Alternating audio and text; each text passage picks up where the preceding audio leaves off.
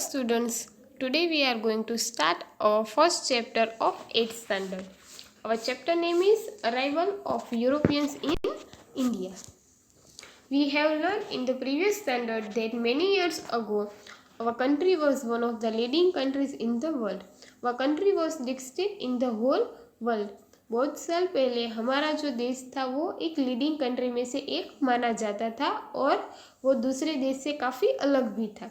The people of various countries were being influenced by our culture and prosperity. हमारा देश का जो culture है और प्रोस्पेरिटी है उससे बाकी देश के लोग काफ़ी इन्फ्लुएंस थे, प्रभावित थे. Many people worldwide were eager to enter into trade with our country and earn wealth out of it. अलग अलग देश के लोग हमारे देश में एंटर होना चाहते थे और हमारे यहाँ की जो इनकम है, वेल्थ है, वो कमाना भी चाहते थे. Now, here is a one question. Why did the Europeans feel the need to discover a new sea route to India? हमारे जो चैप्टर का नाम है वो है arrivals of Europeans in our country की यूरोपियंस क्यों हमारे देश में एंटर हुए. The merchants from the various country came to India from north west by land route for the purpose of trading. For years, the Arab traders undertook trade throughout land route, but as situation changed, trade throughout land route stopped. Consequently, the demand from India commodities like silk, cotton clothes, muslin, black pepper, spices etc. increase in the European countries. बहुत साल पहले जो हमारे देश के जो merchants थे वो नॉर्थ वेस्ट में जो लैंड रूट है वहाँ से वो ट्रेडिंग करते थे, लेकिन आगे जाके जो अरब ट्रेडर्स थे उन्होंने ये जो लैंड रूट था वो स्टॉप कर चुका था. अभी यूरोपियंस देश की जो डिमांड है जैसे कि silk, cotton clothes, muslin, black pepper, उसकी काफ़ी डिमांड रहती थी हमारे देश में, लेकिन जो लैंड रूट था वो ऑलरेडी स्टॉप हो चुका था और इन्हीं कोमोडिटीज़ का एडवांटेजेस लेने के लिए वो लोग इंडिया में आने के लिए जो नया रास्ता है सी रूट वो ढूंढते हैं. To take the advantages of this situation many countries of Europe started searching for a new sea route to India. और ऐसे ही यूरोप के अलावा बहुत सारे देशों ने इंडिया में आने के लिए जो नया रास्ता है वो ढूंढना स्टार्ट कर दिया. Now think which areas to be cross to reach India from Europe by land route. ऐसे कौन से एरियाज थे जो यूरोप से इंडिया आने के लिए बीच में वो कवर करते थे या फिर क्रॉस करते थे throughout land route. Now second one, which areas are to be cross to reach India from Portugal by sea route. Portugal means कि जो पोर्टुगीज है उन्होंने इंडिया में आने के लिए कौन से एरियाज क्रॉस किए थे throughout sea route. Which mode of transportation is used the maximum to travel abroad in the modern times. अगर हम मॉडर्न टाइम्स की बात करें तो कौन सा जो ट्रांसपोर्टेशन है मीन्स कि लैंड रूट या फिर सी रूट में से कौन सा ऐसा मोड है जो मैक्सिमम यूज होता है ट्रैवल करने के लिए. Here subsequently some adventurous sailor of Europe and other countries started the search of sea route to India. अभी यहाँ पर यूरोप के अलावा बहुत सारे देशों ने इंडिया में आने के लिए जो नया सी रूट है वो ढूंढना स्टार्ट कर दिया. Now here is Christopher Columbus. Columbus is an Italian explorer, was one of the brave sailors who ventured out to find the sea route to India. Christopher Columbus वो ऐसा पहला इंसान था जिसने एफर्ट किया था कि वो इंडिया का नया रास्ता ढूंढ सके. He thought that one can go to the east via west also. वो ऐसा मानता था कि एक पर्सन ईस्ट जा सकता है लेकिन वो वेस्ट का रास्ता भी यूज़ कर सकता है ईस्ट में जाने के लिए. Why did he believe so? Think about it. Columbus started his journey to India and accidentally reached to America. Columbus निकला था इंडिया को फाइंड करने के लिए लेकिन एक्सीडेंटली वो अमेरिका पहुंच जाता है. As long as he lived he was under the misconception that he had discovered the sea route to India. जब तक वो जिंदा रहा तब तक उसने सोचा कि उसने ही इंडिया का नया रास्ता ढूंढा है, लेकिन उसने इंडिया नहीं ढूंढा था, उसने डिस्कवर किया था America. Hence, even today, the natives of America are called Red Indians, and the island groups in the Caribbean is known as the West Indies. और इसीलिए आज भी अमेरिका के जो नेटिव्स हैं वो रेड इंडियंस के नाम से जाने जाते हैं, और जो आइलैंड ग्रुप्स के जो कैरेबियंस हैं वो वेस्ट इंडीज़ के नाम से जाने जाते हैं. Now Vasco da Gama. Vasco da Gama, a native of Portugal, discovered the sea route to India. याद रखना, फर्स्ट एफर्ट किया था क्रिस्टोफर कोलंबे, लेकिन सक्सेसफुल कौन हुआ था? तो Vasco da Gama. Vasco da gamma Portugal से बिलोंग करता था, जिसने इंडिया का नया सी रूट फाउंड किया था. He encircle the cape of good hope in the South Africa and reach the port of Calicut on 22 May 1498 after crossing the Indian ocean. उसने अपना जो शिप है उसके शिप का नाम था केप ऑफ गुड होप. वो साउथ अफ्रीका से लेकर जो हमारा जो पोर्ट है कालीकट पोर्ट, वहाँ पर 22 मई 1498 को इंडियन ओशियन को क्रॉस करने के बाद वहाँ पर पहुँचा था. याद रखना, वास्को दी गामा इंडिया में 22 मई 1498 को पहुँचा था. Then ruling king of Calicut, Zamorin gave permission to the Portuguese to trade. और फिर उस समय कालीकट में जो रूलर थे उसका नाम था जामोरिन. जामोरिन ने पोर्टुगीज को वहाँ पे ट्रेडिंग करने की परमिशन दी. Vasco da Gama in the courtyard of Zamorin. Vasco da Gama जब उस समय जो जामोरिन के कोर्टयार्ड में थे, मतलब कि आश्रम में थे. The Portuguese established Fort Calicut for trade in 1500 CE. They fortified it and appointed a commander-in-chief, namely Albuquerque, to safeguard the fort. Portuguese ने 1500 में वहाँ पर बहुत सारे कोर्ट को एस्टेब्लिश किया. दे फोर्टिफाइड इट, उसको चारों ओर से फोर्टिफाइड भी किया और उसको सेफगार्ड करने के लिए एक चीफ को अपॉइंट किया जिनका नाम था Albuquerque. Moving northwards, Albuquerque conquered Goa in 1506 CE. Within a span of 100 years, the Portuguese took control of Mangalore, Cochin, Goa, Diu, Daman and island of Lanka. Albuquerque जिसने आगे जाके नॉर्थवर्ड्स में जो गोवा है उसको 1506 में कन्क्वेर किया, मतलब कि जीता. और ऐसे ही सिर्फ 100 साल में, छोटे समय में पोर्टुगीज ने Mangalore, Cochin, Goa, Diu, Mumbai and island of Lanka में उन्होंने अपना कंट्रोल बिठा दिया. Now end of Portuguese rule. Portuguese ऐसे फर्स्ट पर्सन थे जो इंडिया में आने वाले थे, इंडिया में आए थे. अभी पोर्टुगीज का जो रूल है वो एंड कैसे हुआ? In the beginning of the 17th century, the Portuguese expanded their trade to Bengal. At this time, the Mughal Emperor Shah Jahan ruled India after Delhi. Starting में उन्होंने जो 17th सेंचुरी के starting में Portuguese ने अपना जो trade था वो बंगाल की ओर एक्सपांड किया था. उस समय बंगाल में शाहजहां रूल कर रहे थे.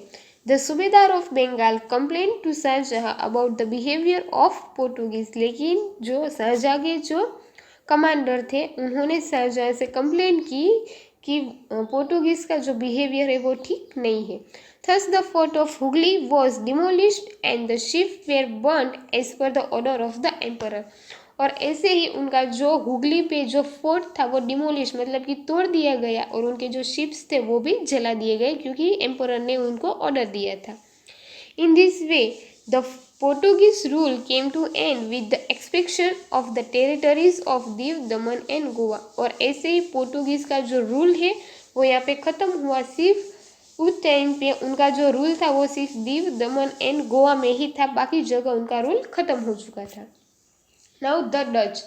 After 100 years of the arrival of the Portuguese at the end of the 16th century, the Dutch of Holland, जो कि अभी नेदरलैंड्स के नाम से जाने जाता है, came to India for trading. Portuguese के बाद 16th सेंचुरी जहाँ पे ख़त्म हुई तब वहाँ पे हॉलैंड के जो डच लोग थे वो भी इंडिया में आए ट्रेडिंग करने के लिए. Initially they establish fort eight Pulicat and Madras. Starting में उन्होंने अपने फोर्ट पुलिकट और मद्रास में एस्टैब्लिश किया. मद्रास अभी चेन्नई के नाम से भी फेमस है. They also establish a trading centre at Agra in the year 1663. याद रखना, डच ने अपना जो ट्रेडिंग सेंटर था वो आगरा में इस्टेब्लिश किया था ईयर 1663 में। Meanwhile, the British also arrived in India. The Dutch could not withstand the competition against the British. सबसे पहले आए थे पोर्टुगीज, फिर डच और थर्ड वन थे ब्रिटिशर्स। डच जो थे वो ब्रिटिशर्स के आगे कंपटीशन में नहीं टिक पाए और ऐसे उनका रूल भी वहाँ पे ख़त्म होता है।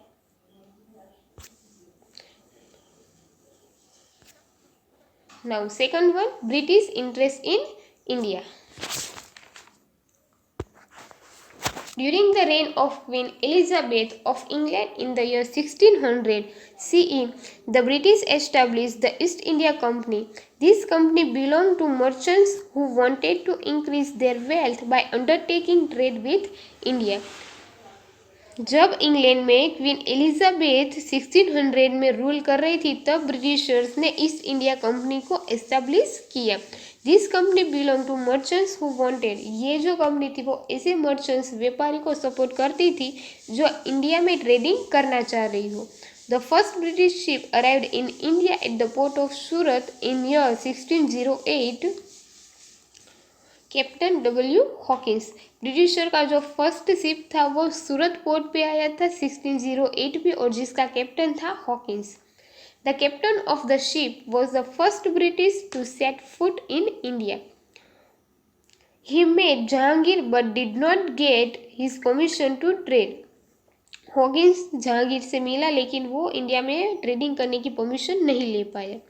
Thereafter, Sir Thomas Roe arrived in India, who acquired the permission to establish a trading center in Surat. उसके बाद सर थॉमस रो आए इंडिया में जिन्होंने इंडिया में जो सूरत जो प्लेस है वहाँ पर ट्रेडिंग करने की परमिशन ली। Later Delhi went into the hands of Shahjahan, और आगे जाके वहाँ पर शाहजहाँ आया जिन्होंने वहाँ पर ट्रेडिंग करने की परमिशन दी। बंगाल में Shahjahan gave permission to the British to carry out trade in Bengal. Now third one is the French. The French established the French East India Company in the year 1664. They established factories in सूरत, उन्होंने सूरत में अपनी factories भी establish की। Machilipatnam and Puducherry, the head of French company was Joseph Franciscus Dupleix, who had the desire to expand the European rule in India. वहाँ के जो head थे Joseph फ्रांसिस्कोस du Plessis, जिनका एक एम था कि वो इंडिया में अपना जो रूल है वो एक्सपांड कर सके। Thus the French and the British stood in competition against each other to become the strongest European company. और ऐसे ही फ्रेंच और ब्रिटिशर्स अपने आप में काफ़ी स्ट्रॉन्गेस्ट थे और एक दूसरे के सामने कंपटीशन में भी आए कि कौन सी कंपनी इंडिया में लंबे समय तक टिक सकती है, कौन सी कंपनी स्ट्रॉन्गेस्ट है। There were innumerable disputes and battles and finally the British emerge as the winners. French और ब्रिटिशर्स के बीच में काफ़ी सारी ऐसी छोटी मोटी लड़ाइयाँ होती रही लेकिन एंड में ब्रिटिशर्स उसके विनर रहते हैं। There were however the French retain they control over the trading centre of Puducherry, Mahe and Chandranagar, और आगे जाके फ्रेंच का जो कंट्रोल था वो सिर्फ पुडुचेरी, माहे एंड चंद्रनगर तक ही सीमित था, लिमिटेड था। Now British trade in Bengal, याद रखना बंगाल में ट्रेडिंग करने की परमिशन किसने दी थी? शाहजहाँ ने। The British first started their trade on the bank of the river Hooghly and established forts in the year 1651 CE. The forts were garrisoned for their protection of the factory and got the permission from the Mughal Emperor Aurangzeb to trade without paying taxes against an annual payment. Britisher ने जहाँ पर हुगली जो नदी है उसके जो bank पे 1651 में अपना फोर्ट एस्टेब्लिश किया और वहाँ के जो रूलर थे औरंगजेब उससे परमिशन ली कि वो वहाँ पर टैक्सेस पे किया बिना वहाँ पर ट्रेडिंग कर सकते हैं। The expansion of the British rule between 1757 CE and 1857 CE. By this time, the East India Company was in a race to earn more and more money. ये वो टाइम था जब ईस्ट इंडिया कंपनी ज़्यादा से ज़्यादा पैसे कैसे कमाएगा उसके बारे में वो सोच रहा था. As per the order passed in Bengal, only the company availed the benefit of tax-free trading. ये जो बंगाल में जो ऑर्डर पास हुआ था बिना टैक्स के ट्रेडिंग करना, वो सिर्फ ईस्ट इंडिया कंपनी तक ही benefited था. However, many officers who were engaged in private trade did not pay the taxes as well. लेकिन जो ब्रिटिशर्स के जो प्राइवेट कंपनी थे वो भी आगे जाके टैक्सेस नहीं दे रहे थे. As a result, the income generated from the tax collection in Bengal reduced, which one in turn was opposed by the Nawab of Bengal. लेकिन जो एनुअल जो इनकम थी, जो कलेक्शन था, वो बंगाल का काफ़ी कम हुआ था, जिसका अपोज आगे जाके बंगाल के नवाब ने किया था. Murshid Quli Khan, this dispute kept on recurring even during the time of Ali Vardi Khan. मुर्शिद कुली खान ने सबसे पहले इसका अपोज किया था और आगे जाके ये अपोज अली वर्दी खान ने भी जारी रखा था. After Ali Vardi Khan, his son Siraj ud-Daula टूक चार्ज. और अली वर्दी खान के जाने के बाद उनके जो सन है सिराज उद्दौला, उन्होंने वहाँ की राजगादी एडोन की. He got involve into a major battle. और वो एक जो बड़ी बैटल है उसमें वो इंक्लूडमेंट भी रहे थे. Battle of Plassey. Siraj Uddaulah became the Nawab of Bengal in the year 1756. He had an overwhelming influence over the British. Siraj ud-Daula जो कि 1756 में बंगाल के राजा बने थे, नवाब बने थे, जो काफ़ी ओवरवेलमिंग थे कि वो ब्रिटिशर्स के साथ लड़ाई करेंगे, इन्फ्लुएंस हुए थे. The British helped the competitors of Siraj Uddaulah by conspiring against him so that he would not remain on the throne of Bengal. Britishers ने जो सिराज उद्दौला के जो कॉम्पिटिटर्स थे उनके सामने उन्होंने बहुत सारी ऐसी कंस्पायरिंग की कि वो जिसकी वजह से सिराज उद्दौला लंबे समय तक बंगाल पर ना टिक सके. There were frequent conflicts with the British merchants regarding payment of taxes. Britishers के जो मर्चेंट्स थे सिराज उद्दौला के बीच में ऐसी बहुत सारी लड़ाइयाँ होती रहती थी. When the British merchants failed to pay taxes which were applicable to both Indian and foreign merchants, the situation came to a boil. जब ब्रिटिश मर्चेंट्स या फिर फॉरेन मर्चेंट्स अपना जो टैक्सेस पे नहीं कर पाते थे, तब बहुत वहाँ की जो सिचुएशन थी जो काफ़ी बिगड़ सकती थी. He ordered that the British should not fortify the factory, pay the taxes as per the rule and trade as per the terms and conditions. आगे जाके सिराज उद्दौला ने ऑर्डर दिया कि वो लोग तब तक अपनी फैक्ट्री फोर्टिफाई नहीं कर सकते जब तक वो रूल्स के मुताबिक वहाँ का टैक्स पे नहीं कर सकते या फिर वहाँ की कंडीशंस को फॉलो नहीं करते. This provocation was rough for Siraj to opt war and he succeeded in expelling the British from Calcutta. ये कंडीशन सिराज उद्दौला के लिए काफ़ी थी कि वो अभी ब्रिटिशर्स के साथ लड़ाई करेंगे और एंड में उन्होंने ब्रिटिशर्स को कलकत्ता से निकाल भी दिया था. The British counter-attacked under the leadership of Robert Clive, bribed Mir Jafar, the commander-in-chief of Siraj Uddaulah, with a promise to confer the throne of Bengal to him and convince him to join their side. Britishers को सिराज उद्दौला ने जब Britishers को कलकत्ता से निकाल दिया तब britisher ने counter attack किया, मतलब कि दोबारा उन्हों पे हमला किया. लेकिन इस समय उन्होंने वहाँ की जो लीडरशिप थी वो रॉबर्ट क्लाइव को दी एंड रॉबर्ट क्लाइव ने उस समय सिराज उद्दौला के जो सेनापति थे मीन्स की कमांडर इन चीफ थे जिनका नाम था मीर जाफर, उनको ब्राइब दिया, मतलब कि लालच दी कि अगर वो सिराज उद्दौला को हराने में उनकी मदद करेंगे तो वो आगे जाके बंगाल का नवाब उसको बनाएंगे, मतलब कि मीर जाफर को बनाएंगे. With his help Robert Clive defeated and murdered Siraj ud-Daula in the battle of Plassey. और ये जो बैटल हुई थी वो प्लासी के नाम से हुई थी और मीर जाफर जो कि उनका सेनापति था उनकी हेल्प लेकर उन्होंने सिराज उद्दौला का मर्डर किया. This war was the first war fought by the company in India which marked the beginning of the British rule in India. ये पहली ऐसी लड़ाई थी जो ब्रिटिशर्स और इंडिया के बीच में हुई थी और जो कि ब्रिटिश रूल की बिगनिंग दिखा रहा था इंडिया में. Thus this war is considered to be a turning point in the history of India. और ऐसे ही ये जो बैटल था वो इंडिया का हिस्ट्री चेंज करने वाला एक पॉइंट माना गया. Now Battle of Buxar. As promised, the East India Company appointed Mir Jafar as Nawab of Bengal. Robert Clive also went back to England.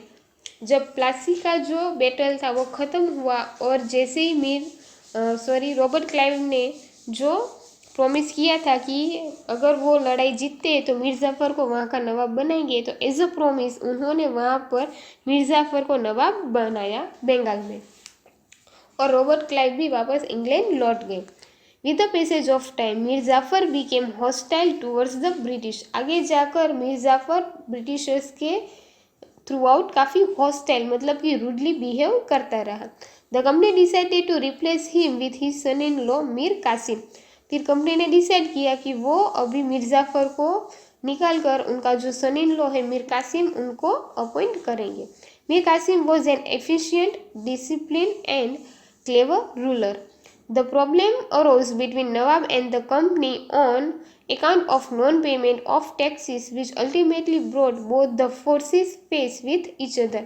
लेकिन जो मीर कासिम था वो काफ़ी clever, discipline and efficient ruler था और जिसके मुताबिक ब्रिटिशर्स और मीर कासिम के बीच में जो अकाउंट था कि वो लोग टैक्सेस पे नहीं कर रहे थे, मतलब कि नॉन पेमेंट ऑफ टैक्सेस, जिसके रिलेटेड उन लोगों के बीच में भी काफ़ी सारी लड़ाइयाँ फेसेस होती रहती थी और जिसकी वजह से 1763 Mir Kasim was defeated by the company but he escaped. और ऐसे ही 1763 में मीर कासिम की ब्रिटिशर्स के सामने लड़ाई हुई थी, लेकिन उस लड़ाई में मीर कासिम भाग चुका था. He organise his army along with the forces of nawab of Oudh Shujauddaula and emperor Shah Alam too. लेकिन फिर मीर कासिम ने अपनी एक पूरी आर्मी बनाई जिसमें उन्होंने सौजुद्दौला ओध के जो नवाब है एंड जो शाह आलम टू है उन सबको मिलाकर अपनी एक आर्मी बनाई ताकि वो ब्रिटिशर्स को हरा सके. Their combined forces made the company forces at Buxar in 1764. और ऐसे ही जो उनकी कंबाइंड फोर्सेस थी वो ब्रिटिशर्स के साथ लड़ाई पे उतर चुकी थी, बैटल ऑफ बक्सर. और ये जो लड़ाई थी बक्सर की वो 1764 में हुआ था. प्लासी का जो युद्ध था, बैटल था, वो 1757 में हुआ था एंड बक्सर की लड़ाई हुई थी 1764 में. The British East India Company won the war. The result was that the company emerged victorious and Bengal, Awadh and the Mughal Empire came under British rule. और ऐसे ही ये जो लड़ाई थी वो ब्रिटिशर्स जीत चुके थे और उसका रिजल्ट ये आया कि जो बंगाल था, अवध था, वो दोनों ही अभी ब्रिटिश रूल के अंडर हो चुका था और ऐसे ही यहाँ पर ब्रिटिशर्स का जो रूल था वो इंडिया में स्टार्ट हो चुका था. Now here our chapter is over.